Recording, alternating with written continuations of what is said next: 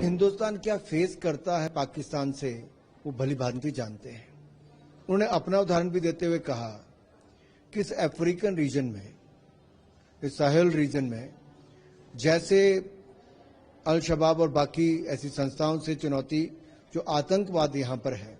उन्होंने भी कहा हमें भी है। साउथ के जो देश हैं, भारत और अन्य ऐसे देश, इथियोपिया और अन्य देश, इन सबको एकजुट होना चाहिए। दुनिया भर में एक संदेश स्पष्ट जाना चाहिए कि पाकिस्तान जैसे देशों को जो फंडिंग मिलती है अलग अलग संस्थाओं से, उसको भी कैसे नजर रखी जाए, क्योंकि वो किसी गरीब के उत्थान के लिए या देश के विकास के लिए नहीं, उसका एक बहुत बड़ा पैसा पाकिस्तान आतंकवाद को फलने फूलने पर, आगे बढ़ाने पर खर्च करता है। इथियोपिया के पूर्व प्रधानमंत्री मरियम जी से बहुत अच्छी बैठक हुई और उसमें जो मुद्दे उभर कर आए वो साफ दिखता था कि ये चुनौती जो भारत को पाकिस्तान द्वारा स्पॉन्सर्ड, प्रायोजित जो आतंकवाद है, उससे ये भारत को एक बड़ी चुनौती भी है। कई वर्षों से हजारों लोगों की जानें भी गई हैं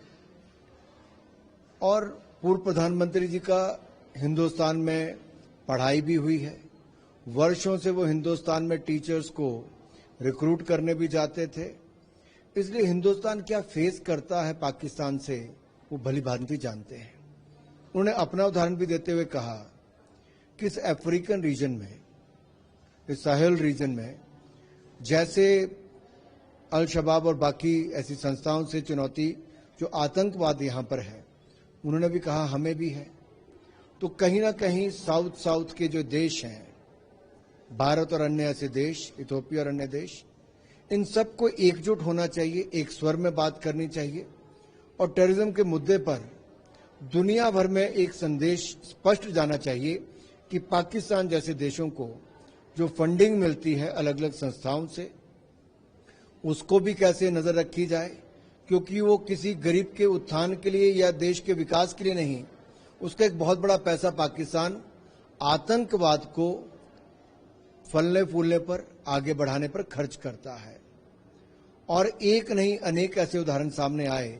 जहां पाकिस्तान के 52 इंडिविजुअल और एंटिटीज, ऐसी संस्थाओं और व्यक्तियों के नाम हैं जो आतंकवाद से सीधे जुड़े हैं, जो यूनाइटेड नेशन सिक्योरिटी काउंसिल की लिस्ट में आते हैं।